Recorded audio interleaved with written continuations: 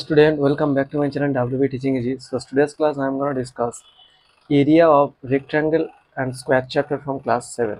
So let's start the class. তাহলে দেখো আজকে 13 দাগ থেকে শুরু হবে ক্লাস 7 এর 13 দাগের অঙ্কটা কি আছে দেখো, বলে 30 মিটার দীর্ঘ একটি জমি চাষ করতে না 150 টাকা খরচ হয়েছে। জমিটির প্রস্থ যদি 5 মিটার কম হতো তাহলে খরচ হতো 120 টাকা। তাহলে জমিটির প্রস্থ কত হবে সেটা জানতে চাইছে, ঠিক আছে। তাহলে এই সমস্ত অঙ্কগুলোর ছবিটা আগে আঁকা দরকার। তাহলে জমিটি মনে করো এই একটা জমি, মানে একটা জমিটি কেমন ছিল, আচ্ছা এত মিটার দীর্ঘ বিশিষ্ট একটি জমি আর কি। তাহলে দেখো এখানে জমিটির দৈর্ঘ্য তাহলে কত বলা হয়েছে, 30 মিটার, তাই না।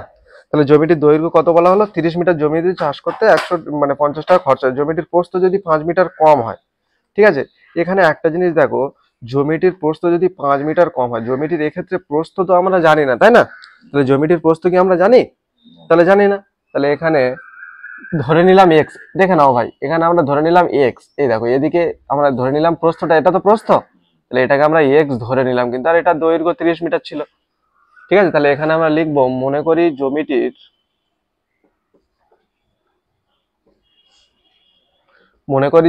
তাহলে দৈর্ঘ্য কত হলো, দৈর্ঘ্য কত মনে করি জমিটির প্রস্থ, ঠিক আছে। দৈর্ঘ্য তো আছে, মনে করি জমিটির প্রস্থ হচ্ছে কত, প্রস্থ আমরা কত এক্স মিটার ধরে নিলাম, তাই না।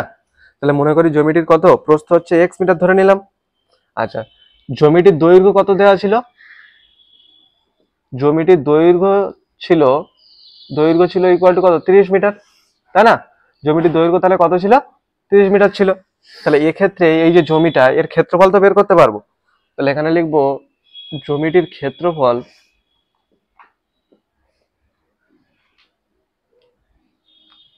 কত হবে, দৈর্ঘ্য ইন্টু প্রস্থ হবে। আয়তক্ষেত্রের ক্ষেত্রফলের ফর্মুলা কি, দৈর্ঘ্য ইন্টু প্রস্থ। তাহলে কত হলো, 30x, এত বর্গ মিটার, তাই না। এর সাথে এক্স গুণ করে দিলাম, 30x হয়ে গেল এত বর্গ মিটার। ক্লিয়ার তো। এবার একটা জিনিস আমাদের বইটাতে একটু লক্ষ্য দিতে বলছে, যেটা হচ্ছে 30 মিটার দীর্ঘ একটি জমি চাষ করতে না 150 টাকা খরচ হয়েছে, ঠিক আছে। তাহলে একটা জিনিস এখানে লক্ষ্য করো, এই যে আমার যে দৈর্ঘ্য প্রস্থ, ঠিক আছে, এই যে জমিটা, ঠিক আছে, এই যে জমিটা একটু ভালো করে দেখো, এই যে জমিটা, ঠিক আছে, এই যে পুরো জমিটা, এই জমিটা চাষ করতে আমাদের কত খরচা হয়েছে, 150 টাকা খরচা হয়েছে, ঠিক আছে। ক্লিয়ার তো। এই জমিটা চাষ করতে তাহলে কত খরচা হয়েছে, 150 টাকা। আমরা কিন্তু এই জমিটার ক্ষেত্রফলটা বের করে নিয়েছি, ঠিক আছে। আমরা কিন্তু এই জমিটার ক্ষেত্রফল কত, 30x। এই জমিটা চাষ করতে তাহলে কত খরচ হয়েছে, 150 টাকা খরচা হয়েছে, বোঝা যাচ্ছে তো। তাহলে 150 টাকা খরচা হয়েছে। তাহলে এবার একটা জিনিস আমরা এখানে দেখবো, আমরা এখানে লিখবো যে 30x, ঠিক আছে, এত বর্গমিটারে কত খরচ হয়, এত বর্গমিটারে খরচ হয় কত, 150 টাকা, তাই না। এত বর্গমিটারে খরচ হয় কত, 150 টাকা। খরচাটা হচ্ছে কত, এই যে ক্ষেত্রফলের উপরে যে খরচাটা হচ্ছে, তাই না। তাহলে 1 বর্গমিটারে কত খরচ হবে, 1 বর্গমিটারে খরচ হবে কত, 150, তাই না। 150 বাই কত, 30x। এই পর্যন্ত কি বোঝা গেল। তাহলে 1 বর্গমিটারে কত খরচা হচ্ছে, 150 বাই কত, 30x, এত খরচা হচ্ছে। এইবার আমাদেরকে না আরো একটা বিষয় বলে দিয়েছে, বলছে জমিটির প্রস্থ যদি 5 মিটার কম হয়। একটু এখানে লক্ষ্য করো তো ছবিটা, এই জমিটির প্রস্থ না, মনে করো এই যে 5 মিটার, এখানে আমি আরো একটা ছবি এঁকে বোঝাচ্ছি। দেখো মনে করো জমিটির প্রস্থ এই 5 মিটার কম হয়ে গেল, মনে করো এখান থেকে এই পর্যন্ত বাদ চলে গেল, ঠিক আছে। এখান থেকে এই পর্যন্ত মনে করো বাদ চলে গেল। একটু ভালো করে বুঝতে হবে কিন্তু, এই ছবিটার মধ্যেই বুঝে নাও। তাহলে দেখো 5 মিটার মনে করো কম হয়ে গেছে, ঠিক আছে। তাহলে ছিল তো এখান থেকে এই পর্যন্ত, এটা তো এক্স ধরেছিলাম, তাহলে সেখান থেকে প্রস্থটা আমার 5 মিটার কম হয়ে গেছে। তাহলে প্রস্থটার কি পরিবর্তন হয়েছে, তাই না। তাহলে প্রস্থটা তখন কত হয়ে যাবে, তখন প্রস্থটা কত, x-5 হয়ে যাবে না, x-5 হয়ে যাবে, তাই না। বোঝা গেল তো। তাহলে দেখো যখন আমরা 5 মিটার কমে গেল তখন প্রস্থটা তাহলে নিশ্চয়ই পরিবর্তন হয়েছে। তাহলে আমরা কিন্তু এবার লিখবো এই জায়গাটা, তাহলে আমরা এখানে একটা এই জায়গাটা একটু দেখে নিই, একটু বের করে নিই। তাহলে যে 5 মিটার, তাহলে প্রস্থ 5 মিটার কম হলে, তাহলে এখানে প্রস্থ 5 মিটার কম হলে প্রস্থ কত হবে, প্রস্থ ইকুয়াল টু কত হবে, তাহলে x-5 হবে, এত মিটার হবে, তাই না। 5 মিটার যেহেতু কমে গেছে। তাহলে দৈর্ঘ্যটা কত ছিল আমাদের, হ্যাঁ এত 30 মিটার ছিল। তাহলে এই ক্ষেত্রে আমাদের কি আরো একটা ক্ষেত্রফল আসছে, তাই না? তাহলে এক্ষেত্রে আমাদের একটা ক্ষেত্রফল আসছে, তাহলে এক্ষেত্রে ক্ষেত্রফলটা কত হচ্ছে? তাহলে এক্ষেত্রে আমাদের ক্ষেত্রফল কি দৈর্ঘ্য ইন্টু প্রস্থ, তাই না? তাহলে দৈর্ঘ্য ইন্টু প্রস্থ কত? x-5, এত হচ্ছে বর্গ মিটার। তাহলে এই পর্যন্ত কি ক্লিয়ার বোঝা গেল? দেখো আমাদের প্রথমে যখন পুরোটা ছিল, পুরো আয়তক্ষেত্রটা যখন ছিল, তখন তার হচ্ছে ক্ষেত্রফল ছিল 30x, আর এই ক্ষেত্রফলে 150 টাকা খরচা হচ্ছিল, তাই না? এখানে কিন্তু পরিষ্কার বলা হচ্ছে 5 মিটার কমে গেলে না 120 টাকা খরচা হচ্ছে। তাহলে বোঝাতে পারলাম কি, 5 মিটার যখন কমে যাচ্ছে তখন কত খরচা হচ্ছে? যখন এই 5 মিটার হয়ে গেল, তখন এই 5 মিটার এখান থেকে কমে গেল, তখন কত খরচা হচ্ছে? খরচা হচ্ছে কত বলো? তখন 120 টাকা খরচা হচ্ছে। এই পর্যন্ত কি ক্লিয়ার বোঝা যাচ্ছে? তখন খরচা হলো 120 মিটার। খুব ভালো করে বুঝতে হবে কিন্তু, 120 টাকা খরচা হচ্ছে যখন 5 মিটার কমে গেছে, মানে এই ক্ষেত্রফলটার সাথে 120 মিটারটা সমান। কি বোঝা গেল তো? তার মানে এই ক্ষেত্রফলটা কি 5 মিটার কমে গেলে এই ক্ষেত্রফলটা, তাহলে এত বর্গ মিটারে বাবু কত খরচ হচ্ছে সেটা আমরা জেনে নেবো, তাই না? তাহলে ওইটা আমরা এখানে দেখে দেখে লিখবো। তাহলে লিখবো 30 × x-5, তাহলে এত বর্গ মিটারে খরচ হয় কত? তাহলে এটার সাথে এটা কি করে দেবো? এটা বাই এটা ছিল, ওর সাথে আমরা এটা গুণ করে দেবো তো। তাহলে গুণ করলে কত হচ্ছে? 30 × x-5। তাহলে আমরা এখানে এটা দেখে দেখে লিখে দিলাম। চলো আমরা না এই 30 কেটে দিলাম, তার মানে কত হলো? 150/x, আর এখানে আছে কত? x-5, এত টাকা। এই পর্যন্ত কি ক্লিয়ার বোঝা গেল? এত টাকা এই পর্যন্ত কি ক্লিয়ার বোঝা গেল তো? তাহলে দেখো এবার এখানে কি বলা হচ্ছে, জমিটির প্রস্থ কত। তাহলে একটা জিনিস এখানে আমাদের বুঝতে হবে, এই যে আমরা প্রস্থ 5 মিটার কমে যাওয়ার ফলে যে দৈর্ঘ্যটা আমাদের এত হয়েছে, প্রস্থ তো 5 মিটার কমে যাওয়ার ফলে এই পরিবর্তন হয়েছে, সেক্ষেত্রে এই যে ক্ষেত্রফলটা হয়েছে, তাই না? এই যে ক্ষেত্রফলটা নিশ্চয়ই তোমরা বুঝতে পারছো, এই যে ক্ষেত্রফলটা হয়েছে, এই ক্ষেত্রফলটাই হচ্ছে তোমার কত খরচ? খরচ হয়েছে কত? 120 টাকা। মানে 5 মিটার কমে যাওয়ার ফলে যেটা আমরা পেয়েছি, দেখো তো এই যে টাকাটা পেয়েছি, এই টাকাটার সাথে আমরা কিন্তু 120 টাকাটা সমান। কে বুঝতে পারেনি? কেন? তার কারণ 5 মিটার কমে যাওয়ার ফলে তো এই টাকাটা হচ্ছে, তাই না? আর আমাদের বলে দেওয়া আছে প্রদত্ত 5 মিটারে, তবে মানে 5 মিটার কম হলে খরচা হবে কত? 120 টাকা। তাহলে এই যে খরচ, আর নিশ্চয়ই এই 120 টাকার খরচ, এই দুটো কি সমান, তাই না? 5 মিটার কমে যাওয়ার ফলে। এবার আমরা লিখবো শর্তানুযায়ী।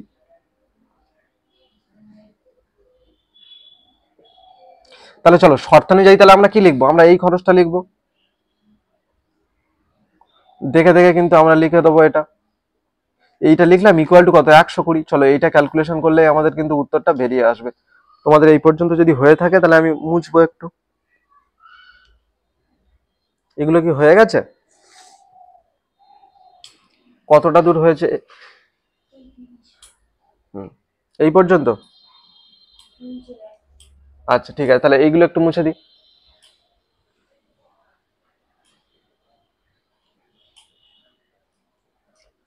তাহলে আমরা এটা একটু এখানে লিখে নেবো। এইটাকে আমাদের সলভ করলেই তাহলে আমাদের উত্তরটা বেরিয়ে আসবে। তাহলে এখানে তোমার x-5, আর এদিকে কত ছিল? 120। তাহলে দেখো, বা এখানে আমরা কি করতে পারি, ভাই এটা তো এর সাথে গুণ আকারে আছে, তাই না? তাহলে আমরা না x-5টাকে এদিকে রেখে না আমরা ওটিকে ওটিকে একদম ওদিকে ট্রান্সফার করে দিতে পারি এইটা। তাহলে এদিকে যখন এই 120 ইন্টু, আচ্ছা এইটা না, এই পুরো সেটটা যখন এদিকে ঘুরে ট্রান্সফার করে দেবো, তখন তো চেঞ্জ হয়ে যাবে, তাই না? তখন এক্স বাই কত? 120, 100 কত? 15, মানে 150 হয়ে গেল। এই জিরোটার সাথে এই জিরোটা কেটে দাও, 3 দিয়ে কাটো, 3×4 = 12, 3×5 = 15। বা x-5 ইকুয়াল টু, তাহলে কত হলো? এই 4 এর সাথে x গুণ করলে 4x বাই কত? 5। তাহলে বোঝা গেল তো? তাহলে চলো আমি একটু মুছে দিই, বিষয়টা কমপ্লিট করে নিই অঙ্কটা। ঠিক আছে,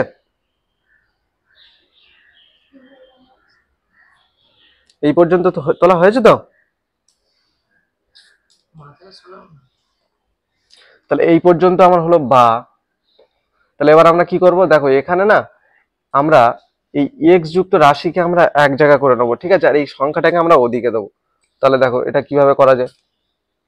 বা তাহলে এখানে দেখো, এখানে আমরা না এই এক্স, আর এখানে তো প্লাস আছে, এটাকে এদিকে ট্রান্সফার করে নিলে -4x/5 হয়ে গেল। দেখো তো এই 5টাকে না, যেহেতু সংখ্যা ছিল তাই ওপারে আমি ওটাকে ট্রান্সফার করে দিলাম, তাহলে এটা মাইনাস ছিল ওপারে গিয়ে প্লাস হয়ে গেল। ঠিক আছে, তাহলে মাইনাস ছিল ওপারে গিয়ে কিন্তু আমাদের কি হয়ে গেল? প্লাস হয়ে গেল। তাহলে দেখো বা, আচ্ছা এখানে আমরা একটু এলসিএম করে নিলাম, সেই 5ই হলো। তাহলে 5 এর সাথে এক্স গুণ করলে দিলে 5x মাইনাস কত? 4x নেমে গেল, ইকুয়াল টু 5। বা তাহলে এখানে দেখো 5x থেকে 4x বাদ দিয়ে দিলাম, একটা x হয়ে গেল, আর এখানে এই 5 এর সাথে আর একটা 5 গুণ করে দিলাম, বা এক্স ইকুয়াল টু 5 5 কত 25। তাহলে এত মিটার কিন্তু আমাদের বেরিয়ে গেল। তাহলে আমরা কিন্তু প্রস্থটা কত ধরেছিলাম, এক্স ধরে নিয়েছিলাম। এবার আমাদের কিন্তু উত্তরে বেরিয়ে আসলো কত 25 মিটার কিন্তু। তাহলে আমরা লিখে দেবো অতএব জ্যামিতির প্রস্থ তাহলে কত 25 মিটার। তাহলে এবার আমরা চলে আসবো পরবর্তী অঙ্কটিতে। ঠিক আছে, বলছে একটি আয়তক্ষেত্রাকার হল ঘরের দৈর্ঘ্য 30 মিটার এবং প্রস্থ হচ্ছে 18 মিটার। বলছে একটি হল ঘরের আয়তক্ষেত্রাকার হল ঘরের দৈর্ঘ্য হচ্ছে 30 মিটার, প্রস্থ 18 মিটার। ঘরটির মেঝে বাঁধাতে না 3 ডেসিমিটার বাহু বিশিষ্ট কতগুলি বর্গক্ষেত্রাকার টালি লাগবে? ঘরটির মেঝে বসাতে তাহলে কি 3 ডেসিমিটার বাহু বিশিষ্ট কতগুলি বর্গক্ষেত্রাকার টালি লাগবে, এটাই আমাদের জানতে চেয়েছে, তাই না? তাহলে চলো শুরু করে দিই।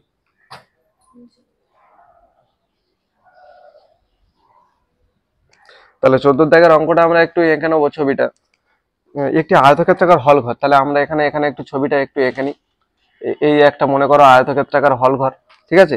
এই আয়তক্ষেত্রাকার হল ঘরের না দৈর্ঘ্য কত মিটার, 30 মিটার দৈর্ঘ্য। তাহলে এই দৈর্ঘ্যটা কত মিটার বলে দেওয়া আছে, 30 মিটার বলে দেওয়া আছে। প্রস্থটা কত মিটার বলে দেওয়া আছে, এখানে 18 মিটার বলে দেওয়া আছে প্রস্থটা, ঠিক আছে? তাহলে দৈর্ঘ্য প্রস্থ বলে দেওয়া আছে। ঘরটির মেঝে বাঁধাতে না 3 ডেসিমিটার বাহু বিশিষ্ট কতগুলি বর্গক্ষেত্রাকার টালি লাগবে? ভালো করে বুঝতে হবে কিন্তু, এখানে মিটার আছে, তাই তো? আর আরেকটা এককে এখানে 3 ডেসিমিটার আছে, তাহলে মিটারটাকে ডেসিমিটারে ট্রান্সফার করেছিল, তাই না? তাহলে মিটার থেকে তাহলে আমরা এখানে সবগুলোকে ডেসিমিটারে ট্রান্সফার করে নেবো কিন্তু, ঠিক আছে? তাহলে সুবিধা হবে। তাহলে আয়তক্ষেত্রাকার দৈর্ঘ্য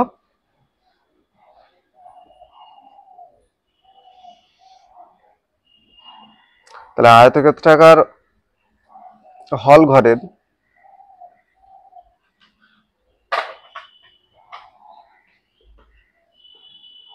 দৈর্ঘ্য তাহলে কত বলে দেওয়া আছে, 30 মিটার।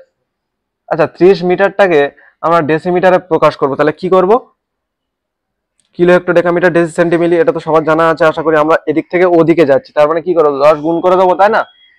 তাহলে 30 এর সাথে 10 গুণ করে দিলে কত হয়ে গেল, 300। এত হচ্ছে ডেসিমি। তাহলে মিটার থেকে ডেসিমিটারে আমরা ট্রান্সফার করে দিলাম। তাহলে আয়তক্ষেত্রাকার হল ঘরের দৈর্ঘ্য বের করে দিলাম। প্রস্থ তাহলে কত হবে, প্রস্থ ছিল 18, ওর সাথে আমরা 10 গুণ করে দেবো, তাই তো? 18 মিটার থেকে ডেসিমিটারে ট্রান্সফার করছি, তার মানে 180 ডেসিমিটার হলো না? তাহলে অতএব ক্ষেত্রফল তাহলে কত হচ্ছে দেখি। তাহলে অতএব ক্ষেত্রফল ইকুয়াল টু তাহলে কত হচ্ছে, এখানে আমরা কি করব, 300-র সাথে আমরা 1800 এই 180 গুণ করে দেবো, তাই না? 3 18 কত 54, আর এই তিনটে জিরো ছিল ওখানে বসিয়ে দাও।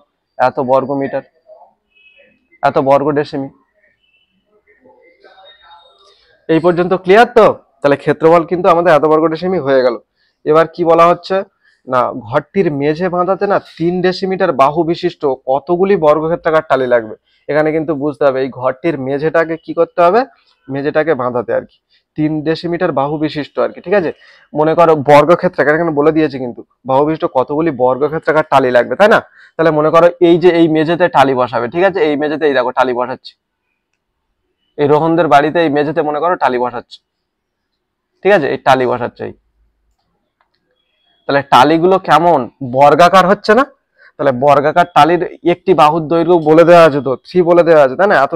এত ডেসিমিটার বাহু বিশিষ্ট। তাহলে একটি যদি 3 হয়, তাহলে অপরগুলো কি হবে, সব কত হবে, অবশ্যই 3 হবে। বর্গক্ষেত্র যেহেতু, তাহলে একটি 3 হলে সব অপরগুলোও 3 হবে। তার মানে বর্গাকার টালির একটি বাহুর দৈর্ঘ্য তাহলে জেনে গেছি, তাই না? তাহলে এখানে লিখবো যে বর্গাকার টালির একটি বাহুর দৈর্ঘ্য কত, 3 মিটার। তাহলে এখানে লিখবো বর্গাকার টালির ক্ষেত্রফল তাহলে কত হবে, বর্গাকার টালির ক্ষেত্রফল তাহলে কত হবে, বর্গক্ষেত্রের ক্ষেত্রফলের সূত্র কি, বাহু স্কোয়ার হয় না? তার মানে কত 9 বর্গ ডেসিমিটার, মানে 9 বর্গ ডেসিমিটার হয়ে গেল, তাই না? ক্ষেত্রফল 9 বর্গ ডেসিমিটার হয়ে গেল। তাহলে এবার দেখো, এবার কিন্তু আমাকে জানতে হবে যে কতগুলি বর্গক্ষেত্রাকার টালি লাগবে, ঠিক আছে? তাহলে কতগুলি বর্গক্ষেত্রাকার টালি লাগবে এখানে কিন্তু বুঝতে হবে। তাহলে কিভাবে সেটা, তাহলে এখানে এবার বের করব। তাহলে বর্গক্ষেত্রাকার টালি তাহলে কতটা লাগবে, তাহলে দেখো এখানে তাহলে বর্গক্ষেত্রাকার টালি কতটা লাগবে, নিশ্চয়ই এখানের যে ক্ষেত্রফলটা ছিল সেই ক্ষেত্রফলের সাথে যে একটা টালির ক্ষেত্রফল, সেই টালির ক্ষেত্রফল মানে টোটাল জায়গাটার যে ক্ষেত্রফল, সেই ক্ষেত্রফলটা টালির ক্ষেত্রফল দিয়ে যদি ভাগ করে দিই তাহলে তো বেরিয়ে যাবে কতগুলি টালি লাগবে, তাই না? তাহলে তো জেনে যাবো। তাহলে লিখবো বর্গ বর্গ বর্গক্ষেত্রাকার টালি লাগবে। তাহলে কতগুলো টালি লাগবে? তাহলে টোটাল আমাদের ক্ষেত্রফল ছিল কত? 5400, আর ওটা আমরা 9 দিয়ে ভাগ করে দেবো, 6 লং 54, আর 3টে জিরো আমাদের কিন্তু বসে গেল। এতটি কিন্তু 6000টি টালি লাগবে। হয়ে গেল তো? তাহলে এখানে আমরা লিখে দেবো, তাহলে লিখে দেবো এই আমরা লিখে দিয়েছি বর্গক্ষেত্রাকার টালি লাগবে এতটি, 6000টি বর্গক্ষেত্রাকার টালি লাগবে। বোঝা গেছে তো? ক্ষেত্রফলটা দিয়ে আমরা জাস্ট টালির ক্ষেত্রফলটা আর আমাদের যে টোটাল জায়গাটার ক্ষেত্রফল, সেই ক্ষেত্রফলটা আমরা টালির ক্ষেত্রফল দিয়ে ভাগ করে দেবো। ঠিক আছে, দিলে বোঝা যাবে যে কতগুলি টালি লাগবে। ঠিক আছে, হয়ে যাবে। এবার 15 দাগের অঙ্কটিতে 6000টি টালি লাগবে। হয়ে গেছে তো?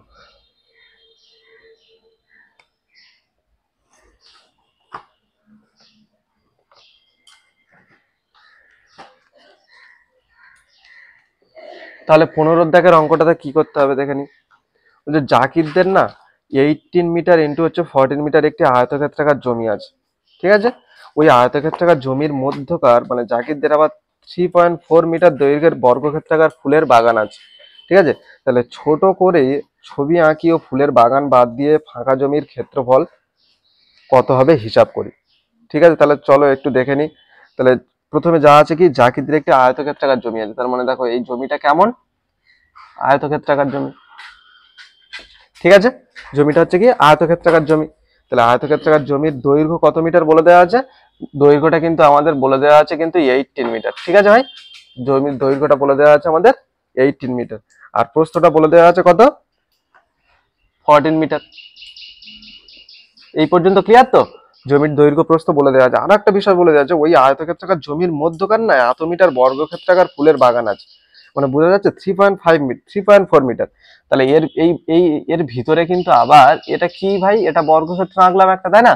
এই বর্গক্ষেত্রাকার একটা বাগান আছে যেটা হচ্ছে 3.4 মিটার, হচ্ছে 3.4 মিটার। 3.4 মিটারে একটা জানলে তো সবগুলো তাই। তাহলে এত মিটার কি, এত মিটার দৈর্ঘ্য বিশিষ্ট কি আছে ভাই, বর্গক্ষেত্রাকার ফুলের বাগান আছে। ও ফুল চাষ করেছে তাও বলতে পারছে না। তাহলে এখানে কি এই ফুলের বাগানেই এই রকম বিভিন্ন রকম ফুল, হ্যাঁ এই ফুলের বাগানটা আছে। বলছে ছোট করে ছবি আঁকি ও ফুলের বাগান বাদ দিয়ে ফাঁকা জমির ক্ষেত্রফল কত হবে। মানে কি জানতে চেয়েছে বলতো? ফাঁকা জমি মানে এই যে জমিটা ফাঁকা পড়ে আছে না, এই ফাঁকা জমির ক্ষেত্রফলটা আমার জানতে চেয়েছে। ঠিক আছে, তাহলে ফাঁকা জমির ক্ষেত্রফল জানতে চাই, তার আগে আমরা দেখে নিই জাকিরদের আয়তক্ষেত্রাকার জমির ক্ষেত্রফলটা কত হবে। তাহলে এখানে একটু লিখবো যে জাকিরদের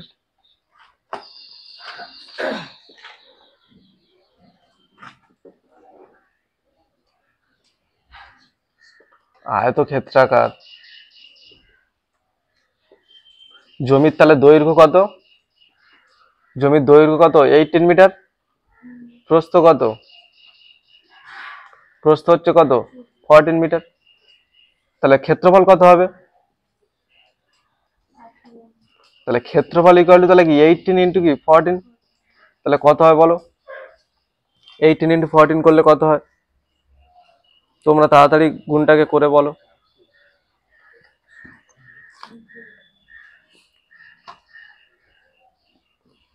গুণটা তোমরা তাড়াতাড়ি করে বলো। তাহলে তোমরা যেটাই বলছো সেটাই আমি লিখবো। তাহলে 252 এত বর্গমিটার। ঠিক আছে, তাহলে 252 বর্গমিটার কি হলো, ক্ষেত্রফলটা আমার বেরিয়ে গেল, তাই না? আচ্ছা, আমরা তো এটা বের করলাম শুধু যে ওর আয়তক্ষেত্রাকার যে আর কি জমিটা ছিল জাকিরদের, আমরা কিন্তু এইটার ক্ষেত্রফল বের করলাম কিন্তু। ঠিক আছে, ভালো করে বুঝতে হবে কিন্তু। আমরা এখন কি বের করলাম? এইটার ক্ষেত্রফল। কোনটার ক্ষেত্রফল? এইটার ক্ষেত্রফল। আমরা এই আয়তক্ষেত্রাকার, এই বড় আয়তক্ষেত্রাকার ক্ষেত্রফলটা বের করে নিয়েছি। ঠিক আছে, বোঝা গেল তো? বড় আয়তক্ষেত্রের ক্ষেত্রফলটা বের করে নিয়েছি। এবার একটা কথা বলা আছে এখানে, আয়তক্ষেত্রাকার জমির মধ্যকার জাকিরদের আবার এত মিটার দৈর্ঘ্যের বর্গক্ষেত্রাকার ফুলের বাগান আছে। এবার আমাদের না এই বর্গক্ষেত্রাকার ফুলের বাগানের ক্ষেত্রফলটা তো বের করতে হবে, তাই না? তাহলে বর্গক্ষেত্রাকার ফুলের বাগানের বর্গক্ষেত্রটা আমরা বের করে নেবো ক্ষেত্রফলটা কত হচ্ছে। তাহলে দেখো, তাহলে বর্গক্ষেত্রাকার ফুলের বাগানটার দৈর্ঘ্য কত হচ্ছে আমরা দেখে নিই। হ্যাঁ, বলে দেওয়া আছে। তাহলে লিখবো আয়তক্ষেত্রাকার জমির মধ্যকার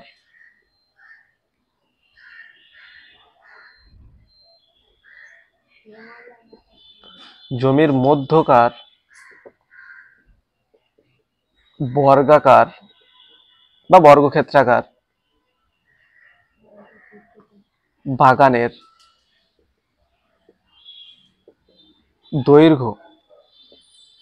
দৈর্ঘ্যটা কত বলে দেওয়া ছিল? 3.4 মিটার, তাই না? ছিল তো, এত মিটার ছিল, বোঝা গেল তো? তাহলে সেটা এবার তাহলে আমরা কি লিখবো? অতএব বর্গাকার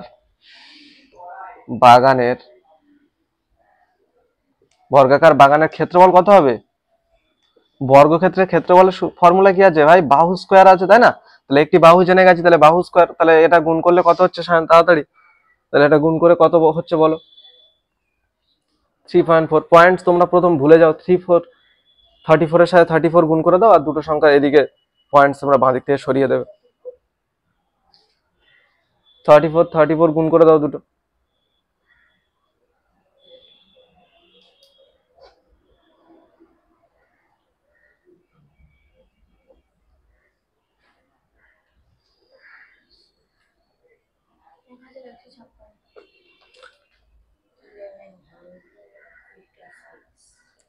ঠিক করে গুণটা করো।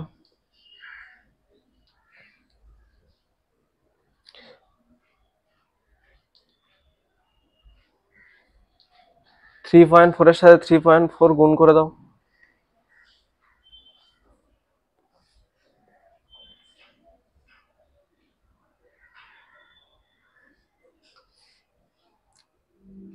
এতজনের মধ্যে কারোর গুণ হচ্ছে না তাড়াতাড়ি কেন?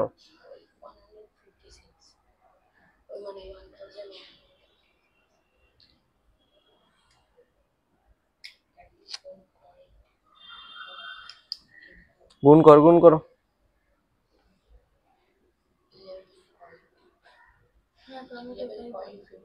কত বেরিয়েছে? 1156, তাই তো? এবার আমরা পয়েন্ট দুটো ঘর এদিক থেকে বাম দিক থেকে সরিয়ে দেবো, তাহলে আমাদের এখানে পয়েন্টসটা দিয়ে দাও, বাম দিক থেকে দুটো সরে এলো, 11.56, তাই না? এত কি বর্গমিটার, যেহেতু এটা ক্ষেত্রফল ছিল। তাহলে দেখো বর্গক্ষেত্রাকার বাগানের ক্ষেত্রফল কিন্তু বেরিয়ে গেছে, ঠিক আছে? তাহলে এইবার কিন্তু আমরা কি বের করতে বলেছে? দেখো এবার কিন্তু লক্ষ্য রাখতে হবে, বলছে ছোট করে ছবি আঁকিয়ে ফুলের বাগান বাদ দিয়ে ফাঁকা জমির ক্ষেত্রফল। এইটাই বোঝা গেল কি?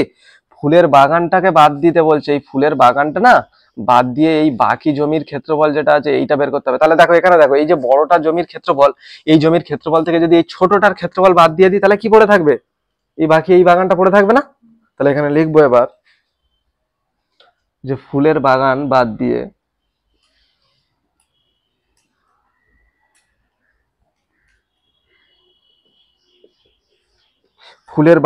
দিয়ে ফাঁকা জমির ক্ষেত্রফল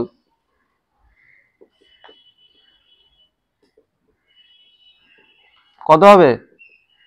ফুলের বাগান বাদ দিয়ে ফাঁকা জমির ক্ষেত্রফল দেখো, তাহলে এটা থেকে আমাদের যে এই যে টোটাল যে বড় যে ক্ষেত্রফলটা ছিল না, বড় যে আয়তক্ষেত্রের ক্ষেত্রফলটা ছিল 252, সেখান থেকে আমরা কি করে দেবো? 11.56, এটা বাদ দিয়ে দেবো, তবেই তো ভাই পাওয়া যাবে কি এই ফাঁকা জমিটার ক্ষেত্রফলটা, তবেই তো পাওয়া যাবে, তাই না? আমরা যখন বড় আয়তক্ষেত্র থেকে এই ছোট আয়তক্ষেত্রের যে ক্ষেত্রফল, বড় ক্ষেত্রের ক্ষেত্রফল সেটা তুলে নেবো টেনে, তখন পড়ে থাকবে কি এইটা ফাঁকা জায়গাটা পড়ে থাকবে, তাই না? তাহলে সেটাই করলাম। চলো এবার এটা বিয়োগ করলে কত হয় বলো? তাহলে চলো বিয়োগটা এইরকম ভাবে তোমরা বসাবে, 252, এখানে 11 আছে, তাহলে 11, এখানে পয়েন্ট ছিল, এই পয়েন্ট সোজা পয়েন্ট দিয়ে দিলাম, এটা দুটো জিরো দিয়ে দিলাম, এখানে দুটো সংখ্যা ছিল তাই বসিয়ে দিলাম। তাহলে বিয়োগটা করলে কত হচ্ছে? 6, এখানে 4, আচ্ছা 5 6, সেও 4-এ 10, দশমিকটা বসে গেল, 2 জিরো হয়ে গেল, 1 হচ্ছে কত 4 হয়ে গেল, আর এর এখানে 2 বসে গেল। তার মানে কত হলো? 240 পয়েন্ট হচ্ছে 54 হয়ে গেল। তাহলে এত কিন্তু বর্গমিটার কিন্তু হয়ে গেল। তাহলে ফাঁকা জমির ক্ষেত্রফল এত কিন্তু বর্গমিটার হয়ে গেল। বিয়োগটা তোমরা বুঝতে পারলে তো? তাহলে এত বর্গমিটার কিন্তু হয়ে গেল। এইবার কি বলা হচ্ছে? এবার বলা হচ্ছে যে 2 ডেসিমিটার দৈর্ঘ্যের বর্গক্ষেত্রাকার টালি দিতে বলছে। আচ্ছা 2 ডেসিমিটার বর্গ, তাই তো? এত কি বর্গমিটার, কিন্তু এখানে একটা কথা বলছে 2 ডেসিমিটার দৈর্ঘ্যের বর্গক্ষেত্রাকার টালি নিয়ে ফাঁকা জায়গায় দেবো। এবার বাবু শেষ হয়নি, এই 2 বর্গ ডেসিমিটারে এখানে আবার টালি কিনে এনেছে রোহন, গিয়ে বাজার থেকে টালি কিনে এনেছে, বলছে ফাঁকা জায়গাটা টালি দেবো। ঠিক আছে, এই দেখো, এই এই যে বর্গক্ষেত্রাকার টালি না, এটা হচ্ছে দুই দুই ডেসিমিটার 2 ডেসিমিটার 2 ডেসিমিটার 2 ডেসিমিটার। কিন্তু ভাই একটা জিনিস লক্ষ্য করো, এখানে না ডেসিমিটার, কিন্তু আমরা এতক্ষণ কি মিটার এককে করেছি, তাই না? তাই ওই বাবুটাকে বললাম যে আপনিও ওই মিটারেই চলে আসুন, তাই তো? তাহলে 2 ডেসিমিটার থেকে মিটারে ট্রান্সফার করে নেবো। তার মানে কি, যখন মিটার থেকে ডেসিমিটার যাচ্ছিলাম 10 দিয়ে গুণ করে করে চলে যাচ্ছিলাম, এবার যখন মিটার ডেসিমিটার থেকে মিটারে আসবো তাহলে কি করে দেবো, ভাগ করে দেবো। তাহলে ভাগ করে দিলে কত হয়, তাহলে 2 ডেসিমিটার সমান কত মিটার সেটা জানার জন্য কি করে দেবো, 10 দিয়ে ভাগ করে দেবো, তাই না? তাহলে 10 দিয়ে ভাগ করলে কত হচ্ছে,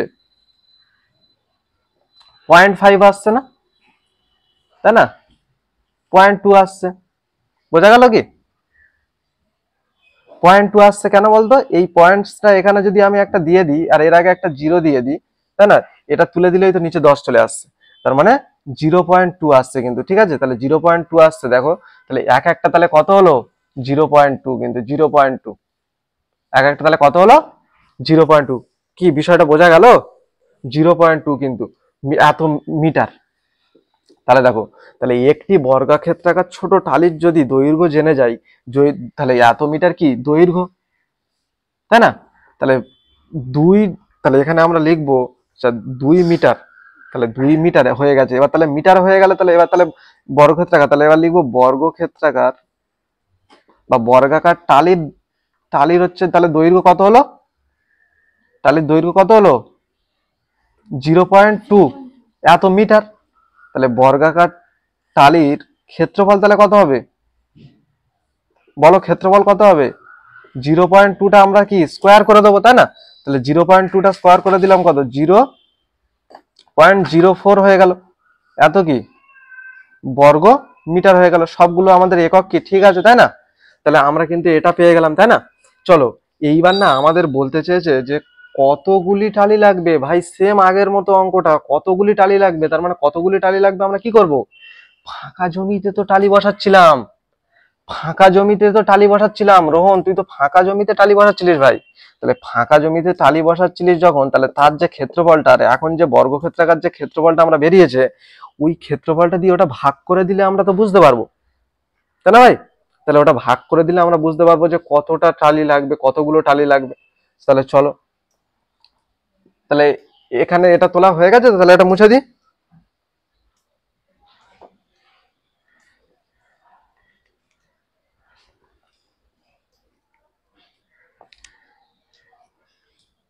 তাহলে দেখো, তাহলে এখানে কতগুলি টালি, তাহলে অতএব দিয়ে লিখবো যে টালি লাগবে, তাহলে ইকুয়াল টু কত ভাই, ভাগ করে দেবো। তাহলে আমরা 0.44 বাই কত, 0.04।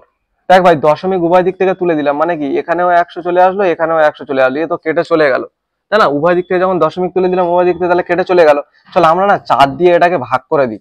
এই জিরো ফিরো বাম দিকে আছে মানে এর কোনো দাম নেই, 4 দিয়ে সোজা এটা ভাগ করলে কত হচ্ছে ভাই, একটু কাটাকাটি করলে 4 ছক কত 24, তাই না? 4 ছক 24, এই জিরোটা রাগ ভরে বসিয়ে দাও, আর 4 11 44, তার মানে কত হলো, 6011। এতটি ভাই, ক্লিয়ার তো? 6011টি ভাই টালি লাগবে, কোনো কথা হবে না এর উপরে। তাহলে আজকে ক্লাসটা এই পর্যন্ত, প্রত্যেকটা অঙ্ক ধরে ধরে